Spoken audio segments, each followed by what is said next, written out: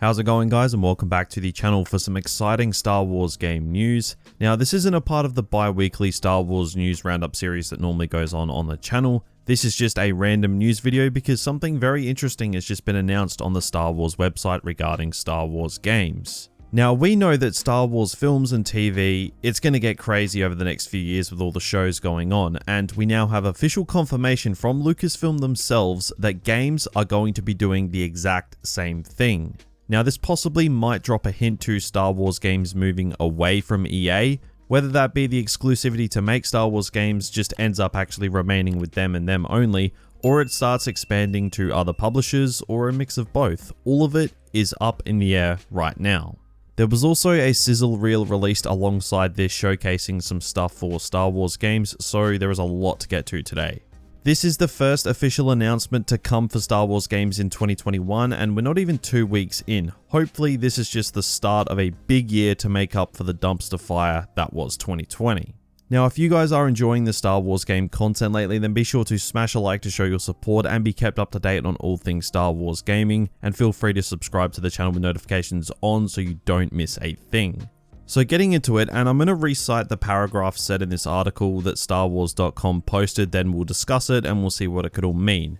Now, the first is a little introductory paragraph which reads, Lucasfilm's legacy in gaming stretches back decades, and with Lucasfilm and the galaxy far, far away entering a new and unprecedented phase of creativity, so will the world of Lucasfilm Games, developed in collaboration with the finest studios across the industry. So let's address that before we move on and get to the rest of the article. Now, what I took from this is the unprecedented phase of creativity is of course the new High Republic era that was literally just started only a matter of like a week ago. And of course, this new era of Star Wars shows that is going to be flooding our screens over the next few years. And considering this paragraph does say the world of Lucasfilm Games will be entering the new phase of unprecedented creativity, I think we will 100% be seeing some High Republic games, as well as games that go alongside some of these big Star Wars shows coming over the next few years, which I think is the best thing for Star Wars games, aside from the release of a Battlefront 3. Now, the article continues on saying, StarWars.com is thrilled to reveal that Lucasfilm Games is now the official identity for all gaming titles from Lucasfilm, a name that encompasses the company's rich catalogue of video games and its eye toward the future. To mark this new era, Lucasfilm Games has launched social channels on Twitter and Facebook, which will deliver breaking news and more directly to fans. You can watch a special sizzle reel celebrating the history of games from Lucasfilm below. The Lucasfilm Games logo featured above will appear in all future Lucasfilm game titles. Then at the bottom of the article it says, stay tuned to StarWars.com for more on Lucasfilm Games. So there is a fair bit to unpack here. They've announced all of this without actually announcing exactly what titles are coming, so it is vague, but it does hint towards so much stuff. And it goes to show that despite the fact that EA's contract to make Star Wars games runs out in 2023, it seems like there's going to be no break for Star Wars games when those contract handovers or extensions are taking place, which is a really good thing. It seems like Star Wars games over the next few years are going to be coming hard and fast, and it's about time too. It's obvious that they've kind of paid homage to LucasArts with the name they've gone for with this new generation of Star Wars games, so I guess that's kind of cool. But yeah, I am interested to see what happens with EA in all of this. Are they going to keep full exclusivity rights to make Star Wars games? Honestly, I don't think they are, judging off of this, which comes as a real surprise to me. I did not think Lucasfilm would do anything but go back to EA for a license extension given the financial and critical performances from the past couple of games. Now, I'm not saying that this is 100% confirmation that that is going to happen, but it's just my opinion and just how I interpret it.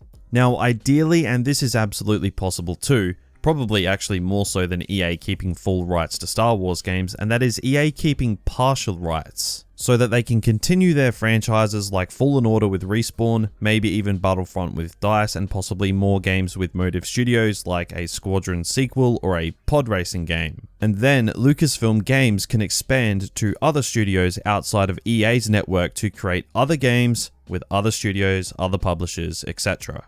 Now, I see this as an absolute win. It means there's gonna be more competition to make better Star Wars games. Nobody can get complacent, and more importantly for us, the gamers, it means that there's probably gonna be more Star Wars games than ever. And when I say ever, I mean since 2005 when LucasArts were cranking out games just for fun.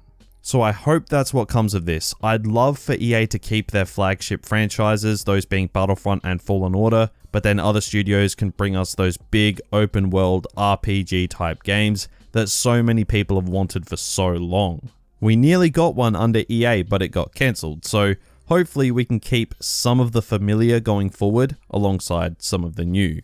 Now, if you ask me, I honestly think that the next Battlefront game we will see will not be Battlefront 3. I think it's going to be a Battlefront spin-off game centered around the High Republic, which I think is a cool concept. Keep in mind, a Battlefront spin-off was cancelled recently, so a Battlefront spin-off is a likely option. I think apart from a Fallen Order sequel, which we know is coming, I think this is the most likely game that we will see in the near future, and that's pretty exciting. Now, just touching on the sizzle reel that they posted alongside the article, I would have been rolling the background footage throughout the video, so you've probably already seen it, but I want to talk about it for a quick second. Now, watching this sizzle reel, I was hoping for some sort of sneak peek at a new Star Wars game. Now, unless my eyes deceive me, we didn't get that, but this trailer kind of highlighted Battlefront 2 as like the big daddy of Star Wars games. Like, if you watch the trailer, you will know what I mean. They have quick bursts of Star Wars games and then they go into like a dramatic and slow bass drop and build up, then boom, Battlefront 2's best hits comes on the screen. So they know how important this franchise is. They know how big it is. So there's just no way, given this announcement, the Battlefront franchise is just going to keep sitting on the sideline. There is just no way. So all eyes are on EA Play this year. It's going to be the biggest day on the Star Wars gaming calendar in recent memory. Now, EA haven't officially announced a set date for EA Play. Now, it's obviously not going to happen as normal this year with the event, and game changers like myself probably aren't going to be able to go over to EA Play to capture gameplay or whatever. But it's probably going to be all digital again through a live stream on YouTube. But regardless, it's probably not going to run like normal. I think that's fair to say. But I still think this is going to be such a huge and defining day for Star Wars games. Now, EA Play tends to take place in June, more so early June, so that's still some time away, and I think we might get some teasers here and there in the time leading up to it. But I really think that when EA Play rolls around, they are going to drop a ton of stuff.